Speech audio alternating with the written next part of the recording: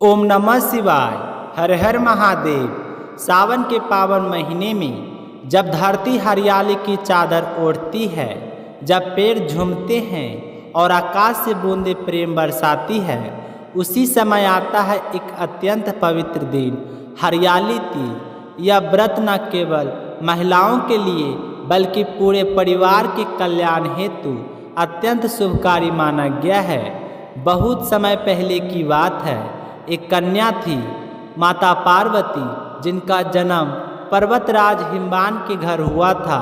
परंतु यह कोई साधारण कन्या नहीं थी, यह तो साक्षात आदि शक्ति थी, जिन्होंने शिव को पति के रूप में पाने का निश्चय किया था। माता पार्वती बचपन से ही भगवान को अपना पति मान चुकी थी, पर एक दिन उनके पिता हिमवान को देवर्षि जी नारद जी ने यह संदेश दिया कि हे पर्वतराज, स्वयं भगवान विष्णु आपके घर विवाह प्रस्ताव भेजना चाहते हैं। यह सुनकर हिमवान प्रसन्न हो गए और उन्होंने विवाह के लिए हाँ कह दी। लेकिन जब यह समाचार पार्वती को मिला तो उनका मन विषण्ण हो गया।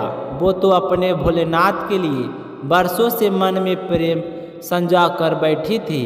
अपनी सखी से इस दुख को कहकर माता पार्वती ने एक दृढ़ संकल्प लिया।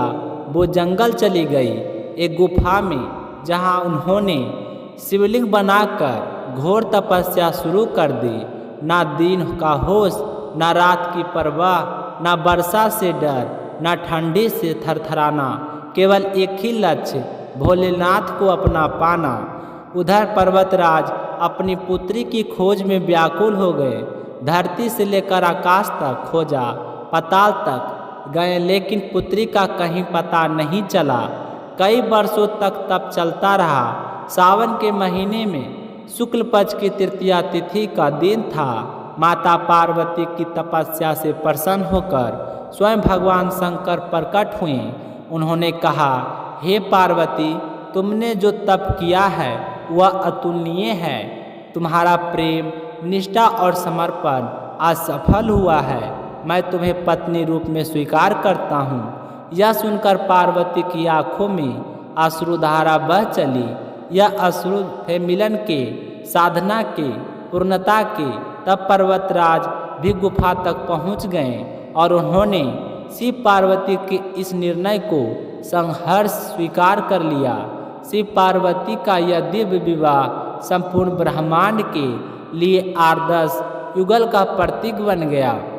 उसी दिन शिव जी ने माता पार्वती से कहा, हे पार्वती, आज के दिन जो भी स्त्री तुम्हारी इस कथा को सुनेगी, व्रत करेगी और श्रद्धा से पूजन करेगी, उसका वैवाहिक जीवन सुखमय होगा।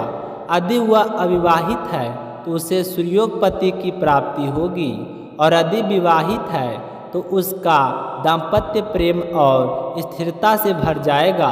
तभी से यह तिथि सावन शुक्ल तृतीया हरियाली तीज के रूप में पूजी जाने लगी। महिलाएं इस दिन हरी चूड़ियाँ पहनती है, मेहंदी लगाती है, झूला झूलती है, पर सबसे बड़ा उत्सव होता है श्रद्धा से शिव पार्वती का पूजन और कथा श्रवण का।